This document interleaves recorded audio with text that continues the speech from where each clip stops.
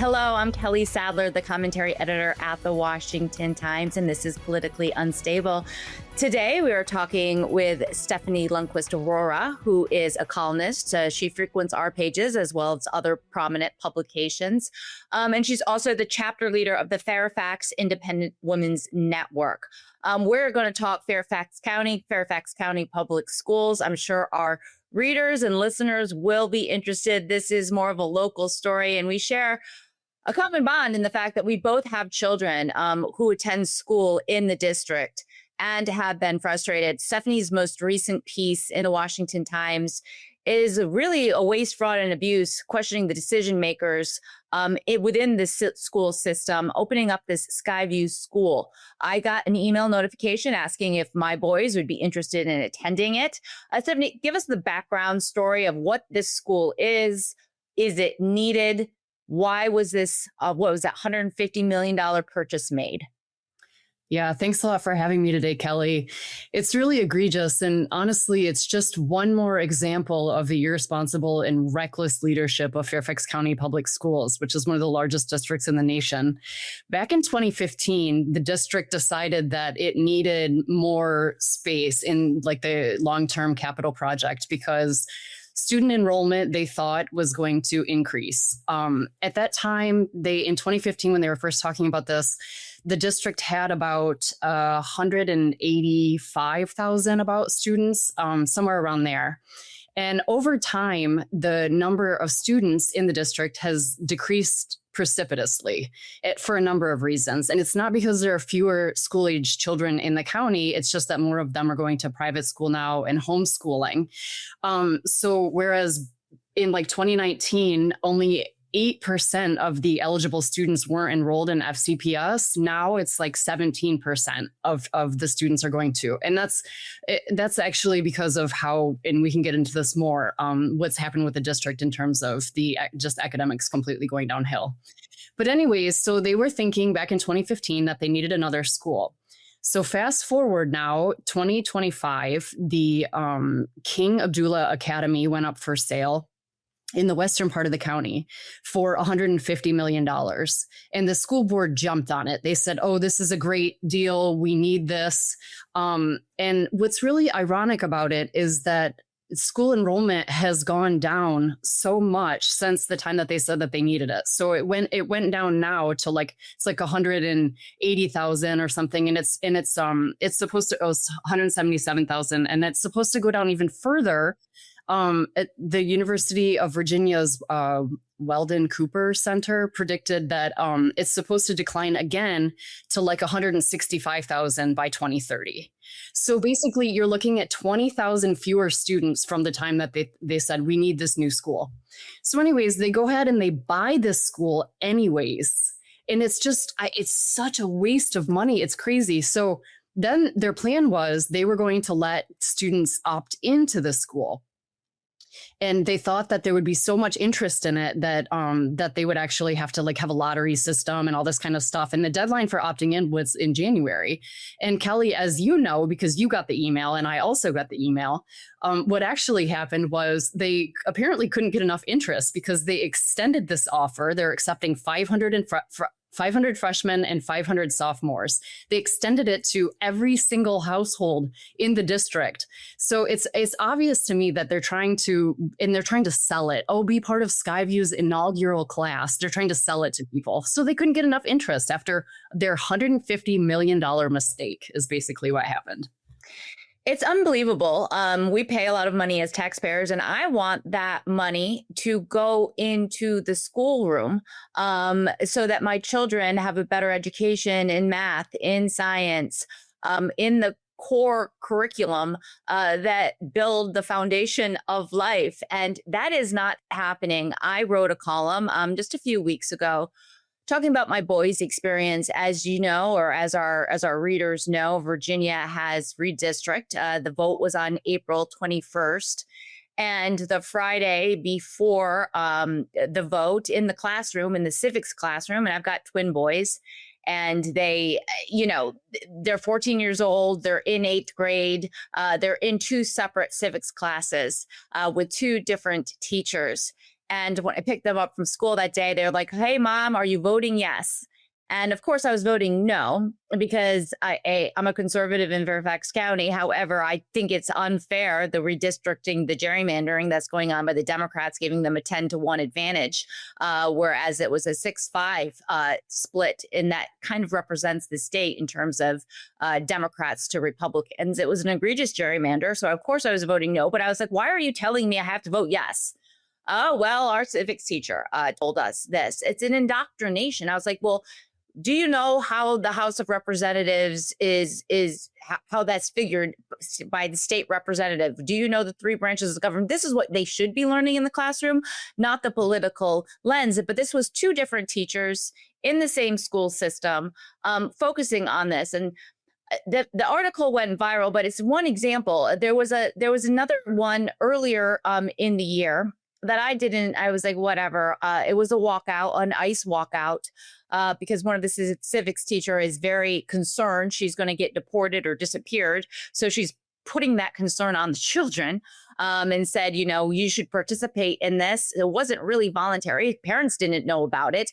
It wasn't advertised, but within the school, it was. All of the kids knew that they could skip class in these hours to protest a political movement instead of learning in the classroom. Have you had similar experiences with this kind of political indoctrination?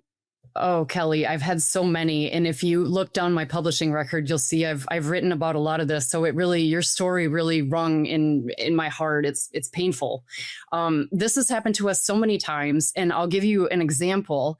One happened last year, and inside of the my son's high school, they decided to do, it was March last year, a display for Women's History Month. And this story also went viral because the quote display was so egregious. So the teacher, who is also in charge of the Young Democratic Socialists of America club for the school, had her students do whatever the alphabet. So whatever they thought for each letter would be a good depiction of women in America today. And so it was like, A is for abortion, coat hanger. T is for trans flag. I mean, it was the leftist rendition of the alphabet in the hallway, in the history hallway. So my son actually took a picture of it and was like, Mom, I think this is a really messed up situation here. So I asked the principal, you need to take this down. This is really inappropriate. What was the kind of decision mechanism? How could you let this have gone up? And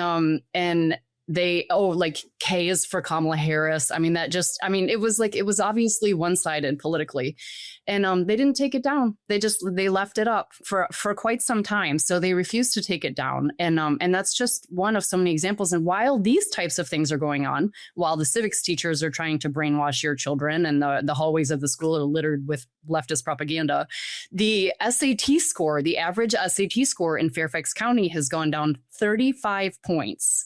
Now, this is the average across, 170, 180,000 students. It's gone down 35 points in the last 6 years.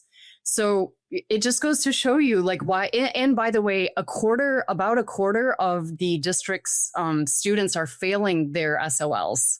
So on average, according to the Virginia Department of Education, and these stats are all publicly available. So while they are definitely indoctrinating students, or trying to, the actual, any kind of indicator of how children are doing academically, they're on the decline.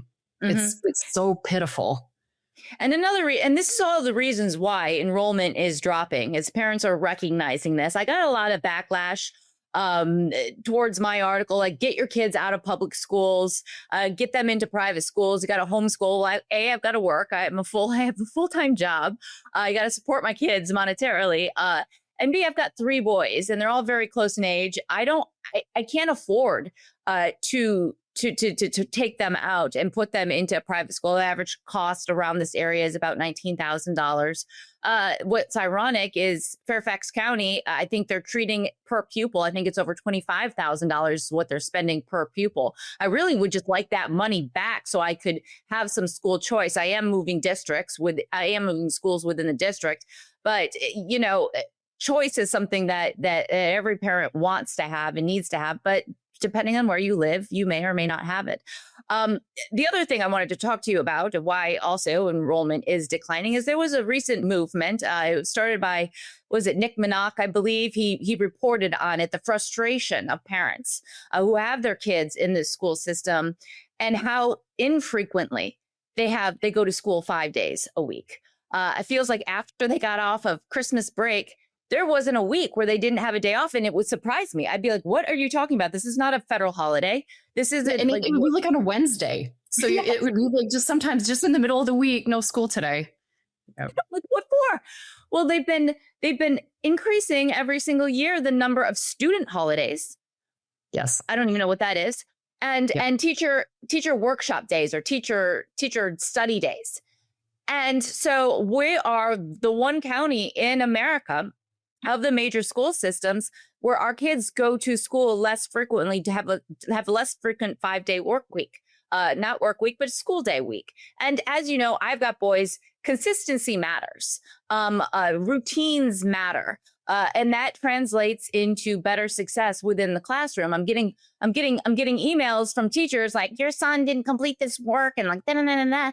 And I'm like, he didn't have 5 days to do it. And we just got back from break. I think it was snow days, and then it was something else, and they weren't even in school, and they're like, you didn't turn in this. I'm like, he hasn't had an opportunity to turn it in. This is his open first day the classroom. Yeah, it's frustrating, I think, all of the parents came out in droves and said, what are you trying to do to us? The most interesting thing about this whole phenomenon, I call it the equity calendar. They talk about equity all the time. And they're like, well, then we need to give a lot of the holidays that they give off, most of the people haven't heard of. So they give them off, or they have the kids in school and they have certain observance days where the kids are in school and the teachers are actually discouraged from teaching new material to the children or administering tests or quizzes. So it's crazy. But if you think about, okay, these people claim that they want equity, and it's just, this is typical for the left. They say they want one thing, but it's like they want whatever serves their purpose. But what is actually happening, if you look at the SOL data, the kids who are performing the worst on their SOLs are the economically disadvantaged kids. And again, this is in the Virginia Department of Education. So if you're actually a district that is interested in trying to lift all boats and particularly help vulnerable students, you wouldn't like be like, oh, well, you just had spring break, but we're going to give you Monday and Friday the following week off for reasons that are completely unbeknownst to anybody else. So it's inconvenient for parents. It's impacting, like they talk about disparate impact.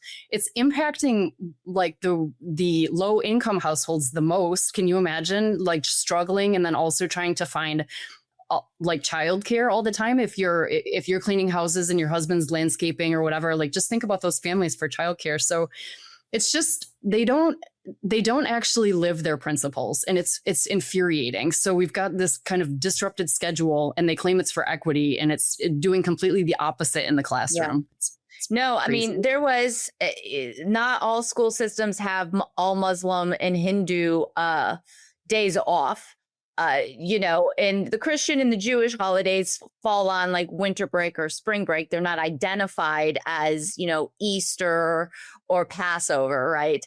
But these Muslim and Hindu holidays are. I've had to look them up to see what, but there's another example. My children going to lunch during Ramadan, during when other kids were fasting, and the teachers encourage the other students that are not Muslim to not eat, to fast with them in solidarity, because that would make them feel more comfortable. And it's really hard to have fasting kids. But I'm like, you don't have to. You're not Muslim. You're Christian. You don't have to fast. But why is this being encouraged in your classroom? That you shouldn't snack or you shouldn't have lunch because it's Ramadan, right? Like, well, in Ramadan back in 2022, Kelly, in Fairfax County, I think this was Abraro Mesh's initiative, one of the school board members, but with a whole long history, but they actually opened prayer rooms in the school starting during the beginning of Ramadan 2022. And they ended up in West Springfield, anyways, high school, they ended up kind of turning into this conversion opportunity where some of the Christian students were being like converted in these prayer rooms by their Muslim friends who were giving sermons out of the Quran, basically. And this was happening during school hours in these prayer rooms. It's stranger than fiction. And it's really hard, as you know, as a journalist, to even have enough time to put these things down on paper because there's so many of them occurring. Yeah, it's unbelievable. But there was such an outrage over the lack of a 5-day school day. That the school board did address the upcoming calendar. And their solution in addressing this was to make Veterans Day not a holiday. So the children would have to come to school on Veterans Day. Now, Veterans Day is a federal holiday. Parents have that off. A lot of parents within the Fairfax County school system are in the military themselves. So they're military families, which I don't understand how this is a solution. And I know it outraged our readers. So my husband, father, brother, both grandfathers, all veterans. So this is something that's near and dear to my heart. In the past, Fairfax County did hold school on Veterans Day, and it was to honor veterans. They had a program. I remember in my son's elementary school, before they gave it off, my son, he delivered a speech in front of the whole school. And it was about like how significant it was to him that his father was a veteran. So in a way, I think in the area I live in, it's a big military community. In a way, I think as long as you hold the observances for Veterans Day, like it's not quite as bad as it sounds, as long as it's part of the curriculum, because it gives an opportunity for parents to kind of come in and celebrate Veterans Day with their kids. So if you want to do that, then I don't have as big, I can understand like why they did it, if that's the spirit in which they did it. But the fact of the matter is that they have all of these other holidays, like I think Columbus Day or Indigenous Peoples Day was also on the docket, and they didn't do that one, so they didn't incorporate that. But the weird thing was, half of the school weeks aren't 5-day school weeks. And their solution so far has only been just one day. So they've added one extra 5-day school week, which is like not really a solution. And then they have all of these early release days. They had 12 of them this year. And it's kind of unclear why. I think they say teacher planning. And their other solution was to decrease the number of early release days from 12 days to 8 days. But it's like, why do you need all these early release days? Like, why do you need an early release day at like every single quarter end plus more than that? I remember when we went to school, that wasn't the case. It was like you showed up for school Monday through Friday and nobody left early. And that was just kind of how things were done. I'm not really sure what's happening now. We're all befuddled. But what can we do as parents, concerned parents, to try to, because it feels like we're fighting against a huge bureaucracy where and the unions and everything that's incorporated into this, and it's really hard to fight for change. But what would you encourage others out there to do, just to be an advocate for their children? I know that when my kids come home, we talk about the school day. I have to kind of reprogram them or deprogram them. We share openly, but I did not put their names in the story because of the self-censorship that they do in school. Their middle school's tough. Middle school's just tough in general. But the peer groups and they just didn't feel comfortable. They're not the stars of the show, right? Like, I'm the one who's chosen this career. I'm the one who's chosen to be loud, not my children. But what can we as parents do? Well, I would first say that this, and I say this all the time, for the people who are older or they don't have kids or they have kids in private school and homeschooling, this is still the next generation. So even if you don't have children in public schools, I think it's really important to stay plugged in. Like, you can make much more of an impact at a school board meeting than you can in anything federal, or at least that's the case for the vast majority of us. So the first thing is, like, even if you don't have kids, stay plugged in. And what you said, talk to your kids if you're a parent, is so important, just to kind of stay like the deprogramming, as you put it. And just as a member of the community, I think it feels like David fighting Goliath, but we've made such amazing progress in the last 5 years. We kind of, the village, there are so many of us that have been doing this to highlight these issues. Like in 10 years ago, people didn't know that these things were occurring in Fairfax County, and maybe they weren't as much, but now people are hyper aware of them. People know that there's a problem, and it's because a lot of people are standing up and saying this isn't right, in whatever ways they can do that, through social media or publishing or speaking at school board meetings. It's so important to stay plugged in and to say, I'm not okay with this. And also, if you don't have kids in school, you don't have kids, and you're a taxpayer in one of these places, more than half of your property taxes, particularly in Fairfax County, more than half of your property taxes are going to fund the public schools. So even just if you're a fiscal conservative, you should really start taking a good look at the budget and saying, wait a minute, do we need this $150 million school when enrollment is declining precipitously? Just asking those kinds of fiscal questions, I think, is really important as well. Well, Stephanie, thank you so much for joining me today. I appreciate it, and I appreciate the work that you're doing, and we'll continue to fight the good fight on behalf of our children, because yes, they're the next generation, and our future really depends on their education and what they grow up and do and aspire. And we're going to be boomers at some point. It's easy to sit back, relax, and not be concerned about this stuff, but we're ultimately, it's going to be dependent on them, and they will shape our future. It's so important. I think it's the most important battle right now. I really believe that. And thanks so much for having me on today, Kelly.